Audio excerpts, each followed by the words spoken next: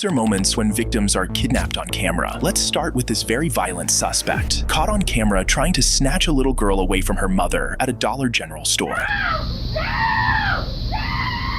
On June 7th, 2016, a mother and her 13-year-old daughter were shopping at a Dollar General store in Hernando, Florida, when 30-year-old Craig Bonello decided it was a good time to kidnap the minor.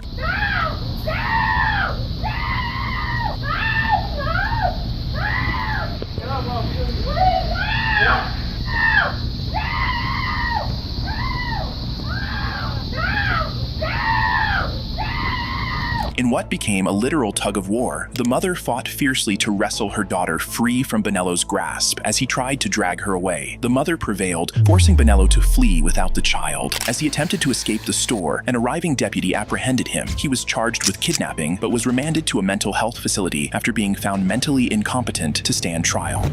Next up, a doorbell camera captured a dangerous criminal snatching a young girl from her mother's grasp and driving off to do evil things to her. On May 18th, 2019, law enforcement across Texas launched a high-priority manhunt after 51-year-old Michael Webb forcibly took an 8-year-old girl from her mother and fled in a vehicle. Later, Fort Worth police received a tip suggesting the child might be inside a nearby hotel, eventually locating the suspect in one of the hotel rooms. Fort Police Department, open the door! Oh, man, I'm getting dressed. Open the door! Take the key, hold it. Open it now! It's fucked. Break it. Open it! Door. Hands! Let me see your hands! Step out here! Step out! Step out! Get him. Come on the ground. Chill. Get on the ground! Chill. Blood in bed, blood in bed. Blood in bed, man. Hey, here she is.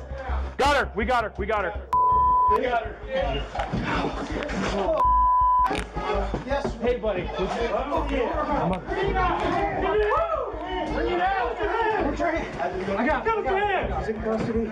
Officers rescued the girl and rushed her to safety, but disturbing evidence at the scene, such as bloodstains on the bed, suggested her innocence was already stolen. The suspect, found unclothed at the scene, was arrested and taken into custody. We need an EMT. Get call MedStar. Yes. No, don't worry about your clothes. Don't worry about your clothes. Let's go. Come on, sweetheart.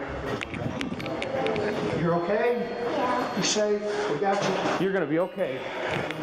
After receiving treatment at the hospital, the child was reunited with her family, while the suspect was booked into jail and, during questioning, admitted to having used threats to intimidate the child. What did you say to scare her, Michael? I told her that if she said anything, that I would do something to her parents. And if I was in jail, I would have my friends to do it. The suspect faced charges of kidnapping and sexual assault, and the jury delivered a guilty verdict in under 10 minutes. Michael Webb was handed a life sentence without the chance of parole. Following the sentencing, the Pleas state prosecutor had this to say. We hope, that this gives a measure of comfort to the victim and to the family and to this community, that he's never going to be out. Next, CCTV footage caught a deeply disturbed man abducting a little girl who had come to his sister's home for a sleepover. Shut up and get off me! Why? Dad, take me back to your house! What the f*** are you doing? Help me, dude! Help me! Dad, come here! Come here! No! On March 2nd, 2024, Akron police responded to a neighborhood after receiving reports that a man had abducted his sister's friend's child, who was staying overnight at the home he shared with his sister and niece, and had attempted to flee with her to a nearby neighbor's house. Stop, no! I'm telling. Stop! Dad! Shut up and get off me! Why?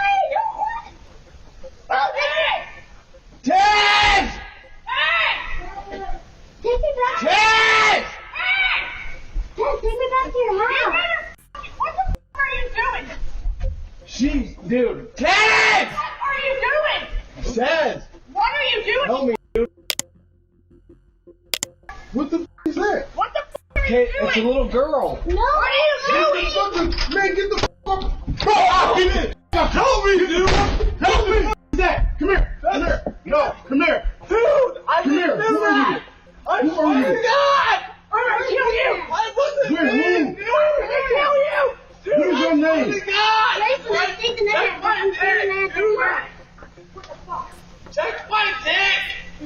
Go in the house. Go in the house. Go in the house. Hey, man, what the f? Go in the house. But I need to go back to Okay, yes, go in the house. I'm fine. You're fine here. I'm not going. No, Joe. Get the f out of here. Dude, I'm gonna kill you. Get in here. Tell me that it was he was still inside the class. What the f is going on? Huh? You what? He looked me up and I... That's Who is this? This is the... that's What the f is you doing? The neighbor to whose house the suspect had taken the child intervened immediately, securing the child from the deranged man. It wasn't until the officers arrived to investigate, finding the suspect already restrained at gunpoint by the brave neighbor, that it became clear the suspect was suffering from serious mental health issues. Shut up, talk to me, bro. He don't got no gun though? No, he don't have the gun. Cool, go back inside. Let me chill, let me figure out what's going on. 17, anybody en route could slow down. Nobody has a gun right now. I have the mail right here on the porch. I apologize for that high Stand five. up, stand up. Listen. 17, I copy. Bitch, All right, listen. you know him? That's my neighbor. That's your neighbor? That's my neighbor's brother. Okay. He did yard work for me and everything. For some reason, he came to me with a little girl tonight. Help me, man. Where the little girl at? In the house. The child was safely returned to the parents, who were called to the scene, while the suspect was taken to jail and charged with kidnapping. Next, this dangerous man was caught on camera trying to kidnap 2 children from their mother's arms, violently assaulting anyone who tried to stop him. He's after a lady with her kids. He's in the store. We can't get him out. On May 25th, 2025, at Chucky's convenience store in Las Cruces, a woman was preparing to leave in her vehicle with her 2 children when 22-year-old Daniel Beltran Arroyo suddenly attacked her, demanding that she hand over the kids. The disturbing scene prompted passersby to quickly call the police. He's after a lady with her kids. He's in the store. We can't get him out. They're on their way. Everybody's on their way, okay? Several passersby tried to intervene, but were brutally beaten by the violent suspect. Even as they managed to distract the suspect long enough for the children to run back into the store, the suspect chased after them, assaulting store employees and even punching an elderly man who tried to intervene, leaving him bloodied. The suspect then made his way to the restroom, where the mother and her 2 children were hiding, and began trying to kick the door down. It's okay. They're on the way. They're almost there, okay? While police had not yet arrived, hope was not lost. 16-year-old high school wrestling champion Kanan Bauer, who was getting gas a street away, heard the commotion and raced into the store, despite visible bloodstains on the floor, which would have scared most away. Kanan went straight to the restroom, tackled Arroyo, dragged him into the store aisle, and used his wrestling skills to restrain him for over 7 minutes, until officers arrived to take Arroyo into custody. Arroyo was charged with kidnapping, battery, and assault. Tragically, in an unrelated accident in 2022, the brave young hero Kanan Bauer lost his life in a fatal motorcycle crash. Next up, police body cam footage captured a deranged man who had kidnapped an elderly woman and was attempting to throw her off a balcony. Where is he? On October 24th, 2024, Queensland police responded to an apartment complex following reports that 23-year-old Tyrone Kuwaiti Sampson had thrown an electric scooter from a balcony and taken an elderly woman hostage. Where is he?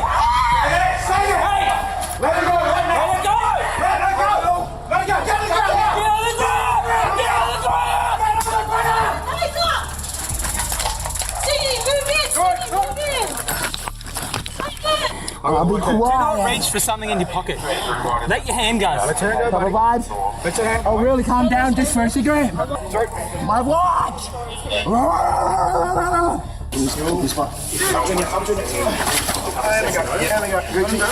After being taken to the hospital, Sampson was later transferred to jail, where he faced charges including obstruction, destruction of police property, and assault, ultimately receiving a 10-month prison sentence. Next, police had to rescue a woman from her psychotic ex-boyfriend, who had kidnapped her across state lines in an attempt to force her into marriage.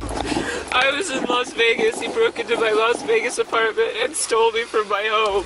On January 31st, 2017, a multi-state manhunt was launched for 31-year-old Jack Morgan and his 19-year-old transgender partner, Sophie Brown, following the abduction of Jack's former girlfriend, 28-year-old Jane Preeb. The alert came from a neighbor who saw Jack truck, forcibly pulling Jane into a white van. Authorities tracked the suspects using their mobile device, and with coordination between more than 4 law enforcement agencies, the suspects were eventually located in New Mexico, where local police moved in swiftly to make the arrest.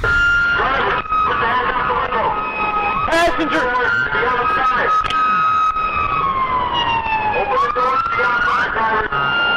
There is a passenger! There is a passenger! Open the door, get outside.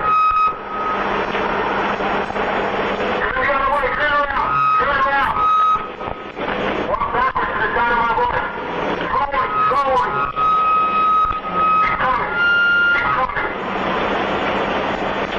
He's coming. Keep your hands up, keep coming back.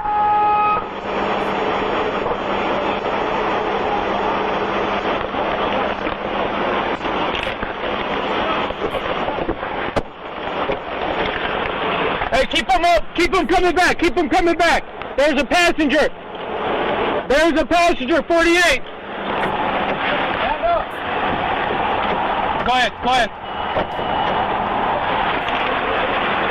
Hands up! Hands up, passenger! Get on the ground, passenger! The suspects were swiftly taken into custody and secured in a patrol vehicle as additional officers rushed to retrieve and assist the victim.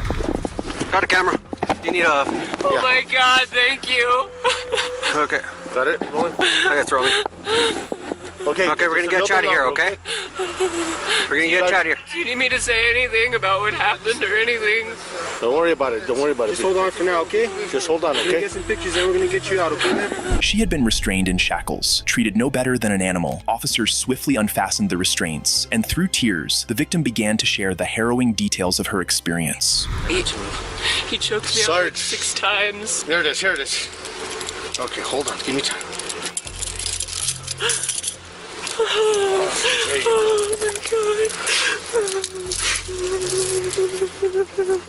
Where are you guys going from? I was in Las Vegas. He broke into my Las Vegas apartment and stole me from my home. Las Vegas, New Mexico? Nevada. Nevada? He fucking hauled ass. Do you know the guy? Yeah, he's my ex-boyfriend. How did you know? They called us and told us. Who did? I was up at the office trying to run him, see if we had anything on him. Oh my God.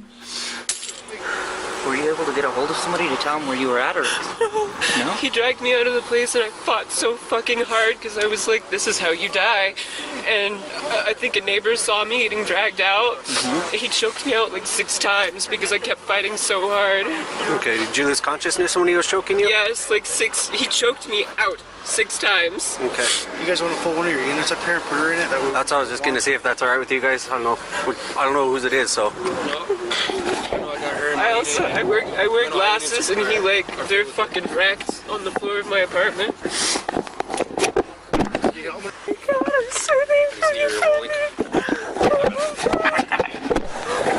Okay, you wanna have a seat in here, warm up? Alright. Thank you. Authorities learned that Jack and the victim had ended their relationship during their college years, and that the abduction had been meticulously planned for more than a year. The suspects intended to take her to a remote cave, manipulate, and coerce her into marrying Jack. Ultimately, Jack was convicted of kidnapping and handed a life term, while his partner, Sophie Brown, pleaded guilty and received 63 months behind bars, followed by 5 years of supervised release. In this next case, a doorbell camera captures a kidnapping attempt in real time. Please help me! Please help me! Mark Anthony Fredrickson was arrested in Hillsboro, Oregon in April 2024 after abducting his wife outside a home near Southeast 32nd Avenue. He was arrested the next morning and charged with kidnapping and harassment. Despite the serious charges, he was released on bail. No updates on the case have been made public. Next up, police had to rescue an 11-year-old autistic boy who was being held captive by his parent in a filthy cage, covered in feces. Hello? I know you want the gate open, baby. We're working on that right now. On April 23, 2024, Nevada police officers, accompanied by a school truancy officer, visited the home of Jeffrey and Misty Scalin to perform a welfare check after their 11-year-old autistic son had been absent from school for an extended period. When they knocked, there was no response, but inside the house, they heard loud screams, the sound of a gate being shaken, and a child shouting, "Let me out," immediately signaling that something was terribly wrong. Jeffrey? Sorry to wake you up, bud. What time did you go to bed? About 2, 3. This morning? Yeah.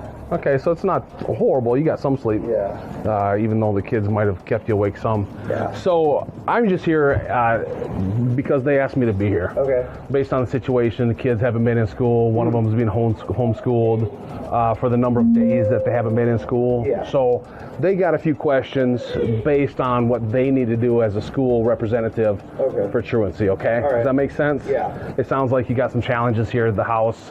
Your wife and you have different, schedules to probably try to handle the kids and stuff like that. Yeah. That's great. It sounds like you're trying the hardest you can to make the situation work, right? So, but they still have a job to do based on, their policies and.